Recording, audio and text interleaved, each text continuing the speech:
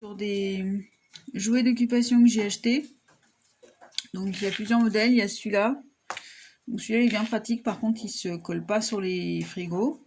Donc il est bien pratique pour mettre par exemple par terre, dehors, etc. Voilà. Il y a ce modèle-là qui est bien mieux dans le sens où... Alors il y a moins d'espace par contre, c'est un peu chiant, un peu plus difficile à nettoyer.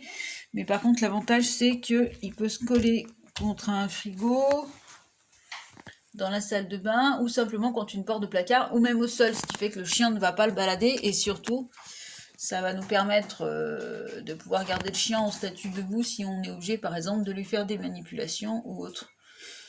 Et donc ça peut aussi nous servir, par exemple, pour un furet. Et on peut le mettre là, sur la porte du four, enfin on peut vraiment le mettre partout. Donc il y a des ventouses derrière, c'est vraiment super pratique. Voilà. Hop. Et le dernier jouet, c'est un petit serpent en caoutchouc, voilà, quand même bien costaud, qui fait quick. Et donc qui est coupé, voilà, vous voyez, comme ça à l'intérieur. Donc je vais vous montrer comment je l'ai rempli. Donc on prend les petites saucisses pour le serpent. Donc au début on essaie de faire assez facile pour le chien. On va les laisser dépasser. Et au fur et à mesure, on va les cacher à l'intérieur en fait. Donc on peut le faire aussi avec des croquettes, c'est l'avantage, on n'est pas obligé d'utiliser des saucisses, contrairement au Kong où là on ne peut pas trop avoir le choix. Enfin si, on peut utiliser les croquettes, mais il faut mouiller les croquettes, enfin bref, c'est pareil que c'est assez horrible à faire, ça sent très mauvais. Donc là on peut mettre des croquettes à l'intérieur ou un peu à l'extérieur. On peut mettre aussi du beurre de cacahuète, tout là par exemple, et le chien en fait, il va comprendre qu'en appuyant dessus, par exemple, ça va écarter. Mais ça, il va l'apprendre au début, au fur et à mesure. Donc au début, il faut lui faciliter la tâche en laissant les récompenses apparaître. Et on peut retourner notre bestiole comme ça, donc ce qui va encore plus pousser le chien à chercher comment retourner l'animal, enfin le jouet, pour ensuite pouvoir récupérer la nourriture qu'il y a dedans. Alors là, j'en ai pas mis beaucoup, hein, mais vous pouvez vraiment quand même pas mal le remplir. Et à nettoyer, honnêtement, moi j'utilise une vieille brosse à dents, juste pour ça, et je trouve que c'est bien pratique, c'est pas trop galère à nettoyer. Donc voilà, ça c'est le premier truc. Ensuite, les plaques. Alors soit j'utilise de la rillette, donc à utiliser avec parcimonie quand même, hein. Soit autrement, c'est bien mieux pour le chien s'il aime ça, c'est de l'huile de coco. Vous pouvez mettre de l'huile de saumon aussi, comme là par exemple. Voilà, vous allez badigeonner un petit peu dessus.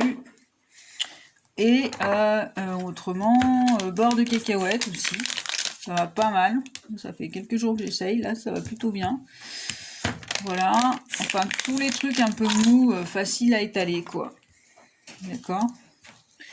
Et donc, voilà. Donc là, je vais pas en mettre beaucoup parce que je veux pas gaver les chiens. Mais vous pouvez en mettre sur toute la surface là. Donc, c'est quand même vraiment bien. Et pareil, au début, on essaye de pas trop étaler. Enfin, pas trop rentrer à l'intérieur des alvéoles. Et puis après, au fur et à mesure, on essaye de compliquer le truc en appuyant de plus en plus. Voilà.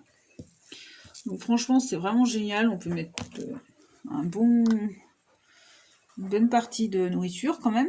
Si le chien est nourri au barf, et ben, il suffit de tout mouliner, de tout mixer. Et à ce moment-là, on peut lui mettre tout son repas là.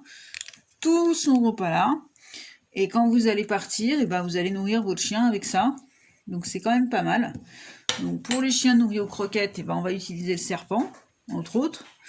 Et pour les chiens nourris par exemple au barf, à la viande ou quoi, il suffit de mixer sa viande. Si vous voulez pas utiliser de rillettes et tout ça, et que vous voulez le nourrir avec ça, et vous pouvez vous en servir comme d'une gamelle. L'avantage, c'est que le chien, du coup, il va reprendre son instinct, je dirais, naturel, c'est-à-dire qu'il va être obligé de travailler pour récupérer sa nourriture. Et comme je le dis tout le temps, c'est quand même la chose la plus importante pour un chien. Un chien n'est pas fait pour manger dans une gamelle toute prête. Voilà, bah écoutez, j'essaierai de vous faire des vidéos avec les petits chiens. Et puis voilà, à suivre. À bientôt.